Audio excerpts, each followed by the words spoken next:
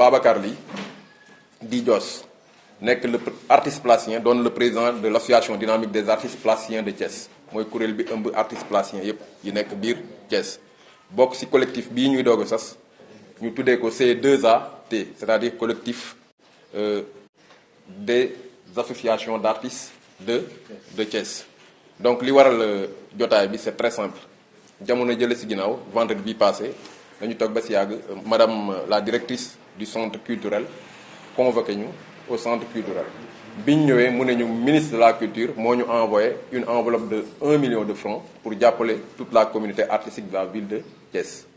Bon ci biir jotaay ba du ma ci dugg ci détail peut-être avec les questions on va y revenir ñu trouver la nécessité de fësal benn kuréel boo xam ne day ëmb association artistes yëpp pour mieux défendre seen intérêt. Donc ci biir rencontre boobu ñu jàpp ne war nañoo mën a ànd pour défendre ñaari ponk yu am solo moom mooy d'abord li gën a jàmp fexe ba les gouvernants xam ni pandémie bii ñu nekk ak communauté artistique yi bi nekk Thiès ñi ngi dund jafe-jafe gu mitti te suñ sañoon ci réew mi lañ bokk donc ñu jàppale leen vraiment jàppale boo xam ne day mat jàppale. Donc après on s'est rendu compte que il fallait vraiment organiser cette conférence de presse pour d'abord fësal l'organisation et ensuite dénoncer vraiment enveloppe bi nga xam ne la somme dérisoire que le ministère a allouée à la communauté artistique. Léegi nag terewul ñun artistes Thiès yi depuis que pandémie bi déclaré wu Chine dugg France si lañ jóg en tant que artiste plasticien ñu dugg ci dëkk bi yëpp di defar ay fresques de sensibilisation pour prévenir mbas mi fexe ba nit ñi xam moom mooy lan ak nan la ñu mën a def pour fexe ba lu fi law. Musiciens yi aussi desuñu ginnaaw comédiens yi desuñu ginnaaw ci campagne de sensibilisation te loolu yëpp pratiquement on l'a fait avec nos propres moyens c'est-à-dire ça a été notre participation à l'effort de guerre parce que on s'est dit que on est en période de guerre. Voilà parce que dañu waxoon ne ñi ngi ci période guerre donc képp ku ci nekk doomu réew bi ku ci nekk da nga war a jóg ci sa kàttan ak ci sa xam-xam nga mettre ko en contribution pour xeex mbas mi dugg ci réew mi. Parce que mbas mi aussi il faut ñu xamal doomu aadama yi que ni day faagaagalu réew parce que réew yu bari yu développé wu ci àdduna en ce moment nii am nañ problème yu bari pour contenir ko te ñun xam nañ ne.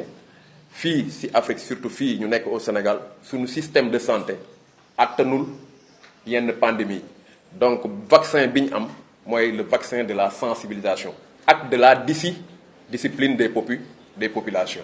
Donc on profite aussi ci occasion bi di ñaan aussi di ñaax nit ñi ku nekk fa nga nekk nga toog fa bañ maîtriser situation bi parce que tant que nit ñi ngi déplacé wu virus bi day déplacé wu donc loolu moom il faut ñu insister ci voilà ñun ay citoyens sénégalais et on pense que l'État doit être stratège, l'État doit être organisateur, l'État doit appartenir au peuple uniquement pour accomplir les destins que ce peuple lui donne ordre d'accomplir.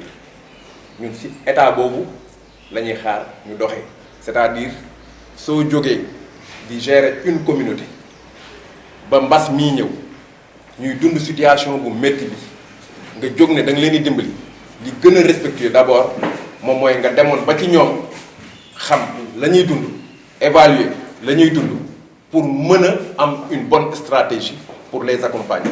Parce que ici dans nos pays l'erreur que nos gouvernants font moom mooy dañuy décréter ay lois sans mesure d'accompagnement. Parce que tu ne peux pas confiner les gens avec le ventre vide, c'est pas possible.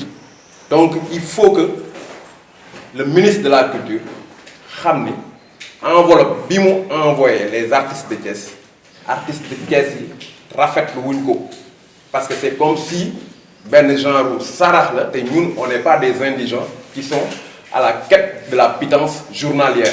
Nous travaillons notre art, c'est notre métier, nous vivons de notre art. Peut-être lii c'est une situation boo xam ne def na àdduna Donc on doit traiter la communauté artistique d'une manière plus respectueuse. Et je vais enchaîner sur ça. Parce que, en temps de paix, il n'y a pas une bonne politique culturelle au Sénégal. Les artistes sont laissés à eux-mêmes.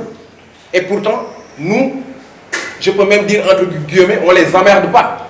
Malgré cette situation, malgré cette léthargie qui existe dans notre milieu, nous, on se débat pour vivre de ce que nous faisons, on se débat pour promouvoir ce que nous faisons, on se débat à partir de Thiès pour se faire connaître à travers le monde, sans leur soutien. Donc si cette situation se présente, moi je pense que c'était beaucoup plus respectueux, d'abord de venir vers nous, de discuter avec nous, ne serait-ce que s'enquérir de la situation dans laquelle nous vivons. Nous pensons que c'est ça. C'était ça la bonne démarche. C'est-à-dire la démarche participative, la démarche inclusive. Mais rester à Dakar dans un bureau, prendre une enveloppe de 1 million et la balancer à une communauté artistique de plus de 2 ou 3, 4, 5 000 artistes, moi je pense que c'est de l'aberration et il faut le dénoncer. Mais concrètement, qu'est-ce qu'il nous faut pour les artistes de Thiès? Pas de miettes à Thiès.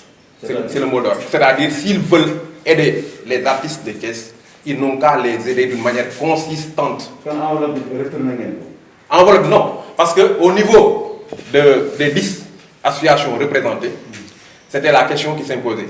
Parce que ce qu'il faut rappeler aussi, moi, nous saluons aussi la démarche de la directrice du centre culturel. Ça aussi, il faut saluer ça. Parce que quand le ministre l'a appelé, c'était pour l'ADCO Moutane 10 artistes à son choix. Yumi aidé. Anne-Marie a dit que vu la situation de Thiès, étant donné que Thiès, configuration culturelle bimam, Machallah, mon break au Sénégal, parce que toutes les disciplines artistiques se sont regroupées en association, nous me dire en individualité, dit, bail, association. Donc je préfère à la place de 10 artistes, 10 personnes, vous donnez 10 associations. Donc nous, nous convoqués au centre culturel, on ne savait pas ce qui allait se passer. Nous présentons une situation. Nous avons enveloppé 1 million. Les si assistance. Nous avons 1 million. Nous